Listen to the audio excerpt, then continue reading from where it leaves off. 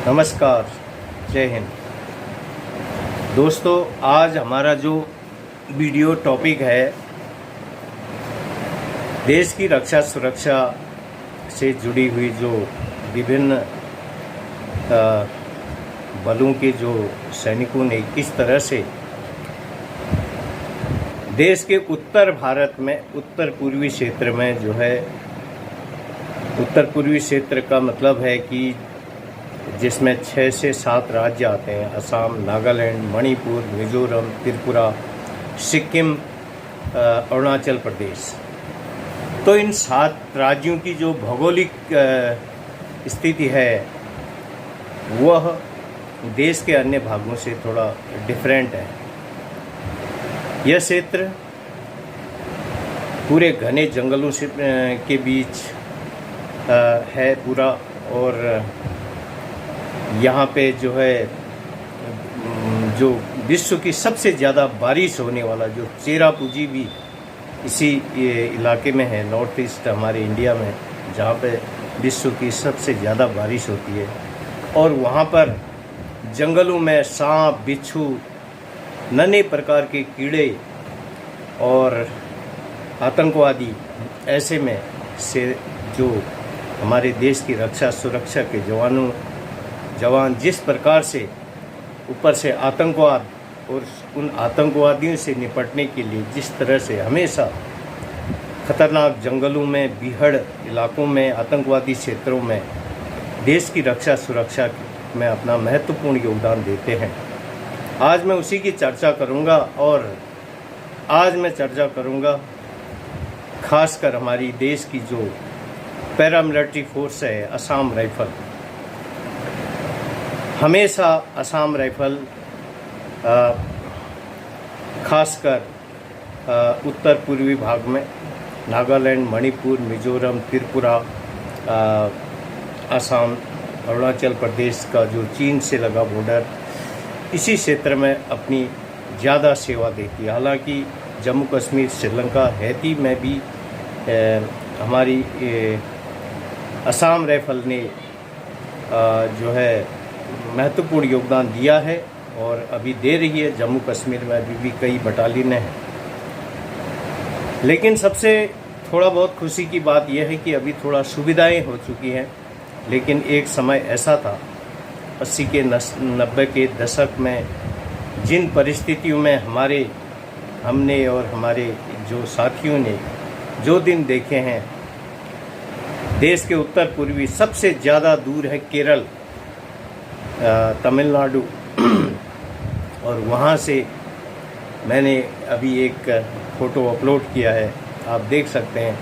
Train की छत में एक हफ्ते सफ़र करके, और ट्रेन के अंदर एक हफ्ते खड़े खड़े सफ़र करने वाला हमारा असम राइफल का जवान, और वहाँ जाकर के घनघोर जंगलों में 7 दिन से 14 दिन, 21 दिन के पैदल पोस्टों में -डिग्री टेम्परेचर में चीन बॉर्डर, जो कि अरुणाचल प्रदेश, सिक्किम से लगा हुआ, और ऐसे ऐसे रास्ते मैंने पहले वीडियो में भी ये बताया है। तो इन विपरीत परिस्थितियों में हमारे जवानों ने इसी आशा में हमेशा रहे कि एक न एक दिन कोई न कोई भगवान आएगा, देश का जो है मैं सुधार, देश की जो नीतियों में सुधार करवाएगा, और हम लोगों को आने वाले भविष्य के लिए हमारा एक सुरक्षित भविष्य होगा। हमारी जो फ्यूचर जनरेशन का एक सुरक्षित भविष्य होगा। इसी आशा में अपने दिन दशक, 1 दशक नहीं, 2 दशक नहीं, 3 नहीं, 4 दशक तक किसी ने निकाले हैं। तो असम राइफल के लोग आज भी अपने जायज़ हकों से वंचित हैं। यही मेरा इस वीडियो के माध्यम से देश के जो लोकतंत्र, न्यायतंत्र और संविधान से जुड़े हुए लोगों को बताने का मकसद है कि क्या सुधार, कब असम राइफल के जो वास्तविक सुधार होगा, और कब असम राइफल के लोगों को इनका जायज़ हक मिलेगा। दूसरी बात, महत्वपूर्ण बात मैं यह बता देना चाहता हूं कि असम राइफल में जो सिस्टम है, कहीं ना कहीं इस सिस्टम में से जुड़े कुछ लोग भी इसमें जिम्मेदार हैं।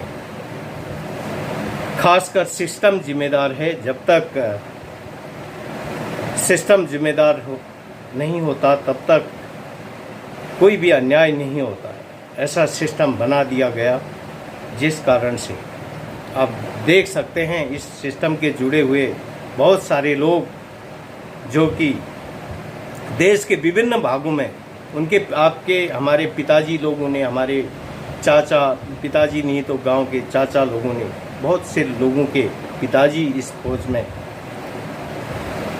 देश की सेवा करके गए हैं और उनसे उनकी आत्मा, भले वो अभी जीवित हैं नहीं हैं, लेकिन उनकी आत्मा कहती होगी किस तरह से वो केरल से, तमिलनाडु से, चेन्नई से गुवाहाटी पहुंचते थे, किस तरह से राजस्थान से गुवाहाटी पहुंचते थे, किस तरह से केरल से गुवाहाटी पहुंचते थे।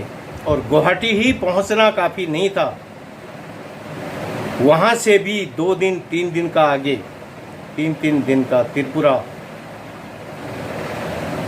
अगरतला से कई भी आगे बांग्लादेश बॉर्डर में हमारी कई बटालियन है। तो इतना लंबा सफ़र एक ट्रेन में खड़े खड़े हमारे सैनिक करते थे और वहाँ पर जा कर के वो 7 दिन खड़े खड़े ट्रेन में, छत में, उनको उतना इसलिए नहीं महसूस होता था क्योंकि वो हमारे जवान एक महीने तक भी, एक 15 दिन, खुद हम लोग रहे हैं एक हफ्ते बिना सोए, बिना पूरी तरह भोजन किए, हम लोग 1-2 हफ्ते का पेट्रोलिंग जंगलों में, महीने तक भी हम जंगलों में रहे। कई बार ऐसी स्थिति आ जाती थी कि आतंकवादी कोई गतिविधि कर जाता था, लेकिन वहाँ पर हमारे लिए टास्क होता था कि जब तक उन आतंकवादियों को जिन्होंने वो अंजाम दिया उनको पकड़ नहीं लेते, उन हथियारों को पकड़ नहीं लेते, तब तक पेट्रोल वापस नहीं आता था। तो इसमें कई हफ्ते भी लग जाते थे और इस तरह से इसीलिए फिर जंगलों में ही रहना पड़ता था। तो इसीलिए वो महसूस नहीं होता था 1 हफ्ते तक ट्रेन की छत पे खड़े खड़े जाना। बरेली से राजधानी में हम खुद गुवाहाटी से भी 3 दिन, फिर आगे धर्मानगर, अगरतला तक हम लोग इस तरह से हमने सफ़र किया है। छुट्टियां जब साल में एक बार छुट्टी ही काट पाते थे। यहाँ तक कि इससे पहले जो 79 से पहले तो 1 साल में जो है छुट्टी भी जो थी वो नहीं थी, बल्कि 22 महीने में 1 महीने की छुट्टी मिलती थी। बाद में जनरल सुशील कुमार साहब ने कहते हैं कि इसको 2 महीने करवाए। तो इन परिस्थितियों में असम राइफल ने अपनी देश सेवा की है और देश की रक्षा सुरक्षा में महत्वपूर्ण योगदान दिया। बाकी चीज़ें मैंने आपको कई वीडियो में बताई है। तो मेरे कहने का मतलब यह नहीं है, मैं कोई लेक्चर नहीं दे रहा हूँ, मैं कोई उपदेश नहीं दे रहा हूँ, मैं वास्तविकता को बखान कर रहा हूँ असम राइफल के लोगों की कि इस सिस्टम को सुधारना बहुत ज़रूरी है। मैं इसलिए नहीं कह रहा हूँ कि इस सिस्टम में कुछ लोग पैसे कमा रहे हैं, अच्छी बात है। मैं इसलिए कह रहा हूँ कि इस सिस्टम में कुछ लोग गलत तरीके से पैसे कमाकर खुद अपना भविष्य अंधकार में डाल रहे हैं। आज हमारे हजारों युवा असम राइफल में पढ़े लिखे ग्रेजुएट युवा सेवारत हैं, लेकिन वह इसलिए चुप हैं, इसलिए नहीं कि वो लोग जो है कुछ जानते नहीं हैं, वो इसलिए चुप है कि फौज का एक डिसिप्लिन सैनिक को लागू नहीं होता है कि वो ज़्यादा रक्षा सुरक्षा संबंधित ऑन सर्विस में कोई ऐसी स्ट्राइक करे अपने मुंह से जिससे उसका बुरा असर पड़े। तो इसलिए मैं कोई ये भाषण नहीं दे रहा हूँ, कोई लेक्चर नहीं दे रहा हूँ, कोई उपदेश नहीं दे रहा हूँ। तो मैं ये वास्तविकता को बता रहा हूँ कि असम राइफल के सिस्टम में जब तक सुधार नहीं होगा